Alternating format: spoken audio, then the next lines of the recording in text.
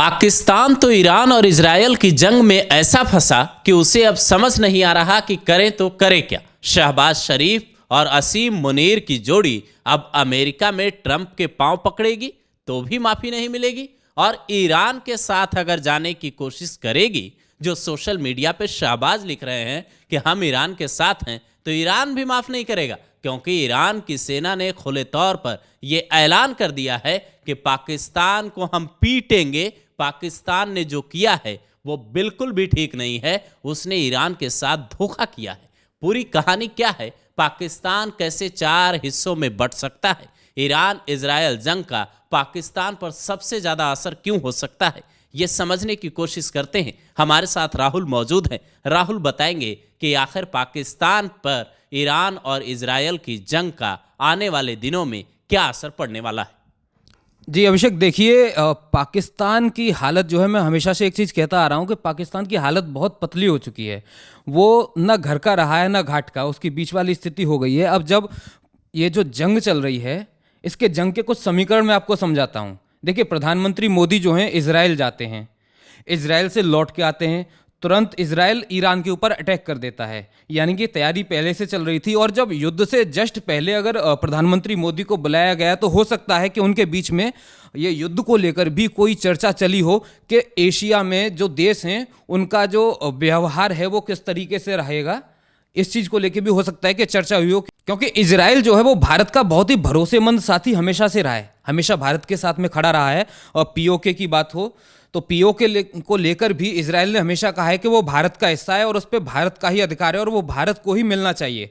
Israel खुले तौर पर ये कहता रहा है। ईरान ने कभी पीओके को लेकर भारत का समर्थन पूरी तरह नहीं किया। ईरान ने जो बाकी के आसपास के देश हैं उन्होंने हमेशा कहा कि ये भारत पाकिस्तान का मुद्दा है, उन्हें टेबल पे बैठ के इसे सुलझाना चाहिए। तो अब यहाँ से समीकरण बनते हैं कि पीएम मोदी इजराइल जाते हैं, उसके बाद में यहाँ पर अटैक हो जाता है। ऑपरेशन सिंदूर पिछले साल होता है। ऑपरेशन सिंदूर के बाद में अफगानिस्तान के जो विदेश मंत्री हैं हक्कानी जो हैं वो चाइना के दौरे पे जाते हैं। चाइना के विदेश मंत्री से उनकी मुलाकात होती है और चाइना कहता है कि हमें अफगानिस्तान के साथ बिजनेस करना है, अपनी सी बेल्ट में शामिल करने की बात करता है। यानी कि चाइना को पाकिस्तान, भारत, अफगानिस्तान यहाँ पे इस क्षेत्र में अपना एक और मजबूत सहयोगी चाहिए था। तो पाकिस्तान की स्थिति इतनी अच्छी नहीं थी। पाकिस्तान क्या है, चाइना से लगातार पैसे लेने में लगा था। तो अब चाइना को एक और साथी चाहिए था, तो अफगानिस्तान वो साथी बनने के लिए तैयार। और उसके अलावा अफगानिस्तान भारत के साथ लगातार रिश्ते सुधार रहा है। अफगानिस्तान भारत के रिश्ते लगातार सही हो रहे हैं। भारत लगातार अफगानिस्तान को मदद दे रहा है, और चाहे वो वहाँ पे भूकंप आने पे हो या किसी भी परिस्थिति में हो, भारत वहाँ पर हमेशा अफगानिस्तान के साथ में खड़ा है। तो ये सब के सब समीकरण बन रहे हैं कि अब ऐसा हो सकता है कि जैसे ईरान के ऊपर इजराइल ने हमला किया, पीछे अमेरिका का हाथ था, वैसे ही अफगानिस्तान ने जो है पाकिस्तान के ऊपर अटैक किया है। इधर बलूचिस्तान जो है वो पाकिस्तानी सैनिकों को घर के अंदर घसीट घसीट के मार रहा है। पीओके के अंदर जो है जंग जैसे हालात बने, गृह युद्ध जैसी स्थिति बनी है, वहां पर काफी सारे लोग मारे जा रहे हैं, लोग सड़कों पर उतरे हुए हैं। तो इससे समीकरण बन रहे हैं कि हो सकता है कि जैसे अमेरिका ने बैक से अटैक किया ईरान के ऊपर, भारत भी जो है वो पाकिस्तान के ऊपर अटैक करे। और ये वो मौका होगा जब भारत पीओके वापस लेगा, और अगर ये अटैक करता है भारत, तो पाकिस्तान के 4 टुकड़े होंगे। बलूचिस्तान अलग बनेगा, पंजाब अलग बनेगा, सिंध अलग बनेगा। ऐसे करके ये 4 टुकड़ों में पाकिस्तान टूट जाएगा।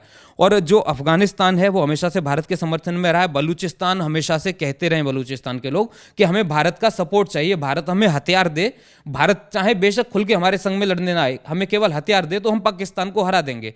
तो पाकिस्तान की स्थिति ऐसी हो गई है जैसे एक चूहा जो है ब्रेड के टुकड़े के चक्कर में जाल में फंस जाता है और वहीं पर फड़फड़ाता है। तो पाकिस्तान वो चूहे की हालत में पहुंच गया है।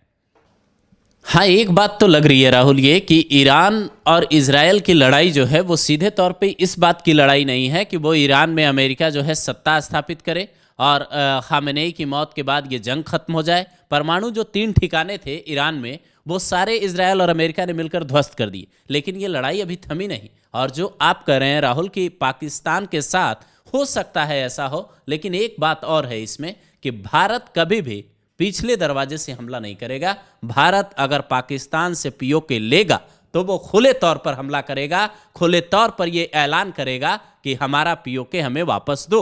बलूचिस्तान, अगर बलूचिस्तान का जो एरिया है जिस एरिया की आप बात कर रहे हैं वो काफ़ी संपन्न एरिया माना जाता है। तो पाकिस्तान से अगर वो एरिया अलग होता है तो पाकिस्तान की आर्थिक स्थिति जो पहले से खस्ताहाल है वो और खस्ताहाल हो जाएगी।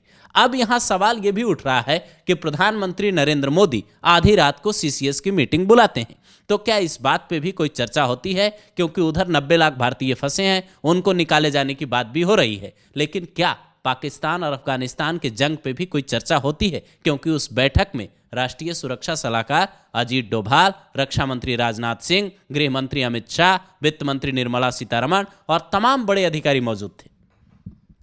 देखिए अभिषेक, मैं आपको एक चीज़ क्लियर करूं कि बैक सपोर्ट, बैक अटैक की बात का मतलब ये नहीं है कि पीछे से छिपकर अटैक करने का मेरा कोई वो नहीं है कहने का। बैक सपोर्ट का मतलब है कि जैसे इजराइल को आगे रख के अमेरिका ने अटैक किया, यानी कि फेस जो है वो इजराइल था, लेकिन हाथ जो था वहाँ पे अमेरिका का था।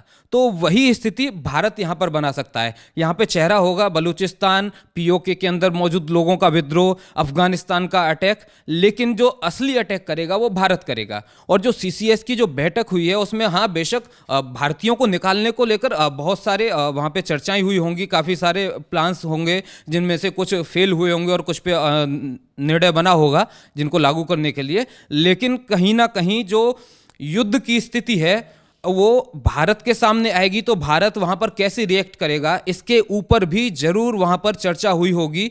पीएम मोदी हो, चाहे राजनाथ सिंह हो, चाहे अमित शाह हो, चाहे हमारे वित्त मंत्री हो, या फिर वहां पर कोई भी देश के बड़े नेता हों या बड़े अधिकारी हों, सब इस बात पर उन्होंने चर्चा हर किसी ने जरूर की होगी कि अगर हमें पीओके वापस लेना है तो ये एकदम बेस्ट समय है, क्योंकि इस समय पाकिस्तान जो है वो चारों तरफ से घिरा हुआ है। अब मैं बलूचिस्तान की अगर बात करूं तो बलूचिस्तान कोई नया विद्रोह नहीं है। बलूचिस्तान का जो विद्रोह है वो 1948 से शुरू हुआ था, यानी कि जैसे ही पाकिस्तान बनता है बलूचिस्तान का विद्रोह शुरू हो जाता है। 1958-59 में वहाँ पर फिर एक जंग छिड़ती है पाकिस्तानी सरकार के खिलाफ। उसके बाद में फिर 1962-63 में गुरिल्ला संघर्ष, यानी कि जो प्रॉक्सी वार है वो लगातार बलूचिस्तान और पाकिस्तान के बीच में चलता रहा। उसके बाद में 1973 से 77 के बीच जो सबसे बड़ा सशस्त्र आंदोलन हुआ था जिसमें काफ़ी नरसंहार हुआ था। बलूचिस्तान के लोग आरोप लगाते हैं कि पाकिस्तानी सेना ने घर में घुसकर बलूचिस्तान के लोगों को मारा, वहाँ के लोगों को अगवा किया, वहाँ की महिलाओं के साथ अत्याचार किए, तमाम गलत काम किए पाकिस्तानी सेना ने। तो ये सारी चीज़ें वहाँ पे होती रही हैं। और उसके बाद में जो सबसे मुख्य बात है, 2000 के बाद में, सन 2000 के बाद में जो सबसे आधुनिक विद्रोह का दौर है वो लगातार चल रहा है। अभी 2006 में जब बलूच नेता नवाब अकबर बुगटी की जब मौत हुई, उसके बाद से ये विद्रोह अभी तक रुका नहीं है। जब ऑपरेशन सिंदूर चल रहा था उस दौरान बलूचिस्तान ने पाकिस्तान के ऊपर अटैक किया। उस समय भी पाकिस्तान की ट्रेन को रोक लिया, पाकिस्तान के कई दर्जन सैनिकों को मार गिराया। उसके बाद में अभी हम इस साल की बात करें तो जनवरी से लेकर अब तक मुझे लगता है 2 दर्जन से ज़्यादा पाकिस्तानी सैनिकों को बलूचिस्तान के जो लड़ाके हैं वो मार चुके हैं। कई सारी चेक पोस्ट पे कब्जा कर लिया। अभी हाल में एक वीडियो वायरल हुआ था पाकिस्तानी सैनिकों का जिसमें वो हाथ जोड़ते हुए रो रहे थे। वो कह रहे थे कि हमारी सेना जो है, हमारी सरकार जो है वो हमें पहचान नहीं रही, जबकि हम पाकिस्तानी सैनिक कोई हमारी मदद के लिए नहीं आ रहा। तो इससे एक चीज़ साफ होती है कि जब सेना का इस तरह का वीडियो सामने जाएगा तो वहाँ की जो बाकी सैनिक हैं उनका मनोबल टूटता है। सैनिकों को लगेगा कि अगर हम फंसेंगे, अगर हमें बलूचिस्तान में बंदी बना लिया जाता है तो हमें बचाने के लिए ना सरकार आएगी, ना आईएसआई आएगी, और ना ही सेना बैक से हमें बचाने के लिए आएगी। तो पाकिस्तानी सेना का मनोबल लगातार टूट रहा है। ऑपरेशन सिंदूर में भारत ने इतनी बुरी तरह से मारा, वहाँ पर इनका जो मनोबल टूटा। अब उसके बाद में जब अफगानिस्तान के साथ में लड़ाई छिड़ी हुई है तो वहाँ भी अफगानिस्तान लगातार पाकिस्तान के ऊपर अटैक कर रहा है और पाकिस्तान को घुटनों पर लाने में कोई कसर नहीं छोड़ रहा है। जबकि अगर सही मायनों में कहा जाए तो अफगानिस्तान ने अभी अपनी पूरी ताकत का यूज़ नहीं किया है। चाइना जो है, चाइना अपना मार्केट देखता है। देखिए चाइना की एक सीधे सीधे उसका नियम है कि उसको बिजनेस करना है, उसे पैसा कमाना है, उसको अपनी अर्थव्यवस्था को कमज़ोर नहीं होने देना है। अब पाकिस्तान चाइना की तरफ जाएगा तो अमेरिका मारेगा, अमेरिका की तरफ जाएगा तो चाइना मारेगा, पाकिस्तान तो बीच में फंस गया। अब पाकिस्तान के पास में दूसरे ऑप्शन नहीं है, चाइना के पास में दूसरा ऑप्शन है। जब पीएम मोदी चाइना जाते हैं तो चाइना के राष्ट्रपति कहते हैं कि हम भारत के साथ में बिजनेस करना चाहते हैं, भारत बहुत बड़ा बाजार है, हम भारत की अनदेखी नहीं कर सकते हैं आज के समय में। तो वहां पे उन्होंने अपना स्टैंड क्लियर कर दिया कि भारत पाकिस्तान का अगर युद्ध भी होगा तो हम बेशक बयान पाकिस्तान के सपोर्ट में देंगे, लेकिन हम भारत के साथ सीधे तौर पर दुश्मनी नहीं लेंगे। उसका दूसरा एंगल भी है कि रूस भारत के सपोर्ट में हमेशा रहता है, भारत और रूस की दोस्ती है और चाइना और रूस की भी अच्छी दोस्ती है। तो जब पहले युद्ध हुआ था 1971 में, जब युद्ध हुआ था 71 वाले युद्ध की अगर मैं आपको बताऊं, तो उस समय चाइना पाकिस्तान के सपोर्ट में भारत पे अटैक करने की तैयारी कर चुका था, लेकिन रूस ने चाइना को रोका। रूस ने कहा कि अगर तुम भारत के ऊपर अटैक करते हो तो ये रूस के खिलाफ लड़ाई की तरह ही हम इसे समझेंगे। रूस भारत के लिए दीवार बन के खड़ा रहा, तो चाइना वहीं पे रुक गया और भारत ने पाकिस्तान को बुरी तरह मारा और बांग्लादेश पैदा हो गया। तो यही स्थिति अभी आज भी लागू होती है। और उस समय भारत इतना ज़्यादा मजबूत नहीं था, भारत इतना बड़ा मार्केट नहीं था। आज के टाइम में दुनिया का सबसे बड़ा मार्केट भारत है। आप खुद ही सोचिए कि 33 करोड़ के मार्केट के लिए क्या चाइना 150 करोड़ के मार्केट को छोड़ेगा? और अगर चाइना इसके साथ में नहीं आता है और रूस इसके साथ में नहीं आएगा, ईरान साथ में नहीं आएगा, अरब देश इसके साथ में नहीं आएंगे, अमेरिका साथ में नहीं आएगा, तो फिर पाकिस्तान को बचाएगा कौन? पाकिस्तान का रहनुमा फिर कोई नहीं बचता है। फिर यही होगा कि पाकिस्तान 4 टुकड़ों में टूटना निश्चित है। यानी जो तस्वीरें अभी बन रही हैं, जो हालात अभी पैदा हो रहे हैं राहुल, ऐसा लगता है कि पाकिस्तान की जो अंदरूनी स्थिति है, पाकिस्तान में जो गृह युद्ध के हालात लग रहे हैं कि कराची, इस्लामाबाद, लाहौर, तमाम जगहों पे प्रदर्शन हो रहे हैं और अमेरिकी सैनिक पाकिस्तानियों को मार रहे हैं, इस बात को लेकर भी पाकिस्तान में विरोध बढ़ रहा है कि अमेरिका के चरणों में शहबाज जा गिरे हैं, फिर भी अमेरिका जो है माफ नहीं कर रहा। अमेरिका अपने सौदे कर रहा है और चीन भी अब क्या करेगा, कौन साथ देगा पाकिस्तान का? आने वाले दिनों में ईरान जब कह रहा कि पाकिस्तान ने ठीक नहीं किया, हम ईरान जो कह रहा पाकिस्तान पे मिसाइलें दागेगा, उसकी क्या तस्वीर होगी? इस पे सबकी निगाहें भी टिकी हैं। आपका इस वीडियो पे क्या ख्याल है? आप अपनी राय दोस्तों कमेंट बॉक्स में जरूर दें।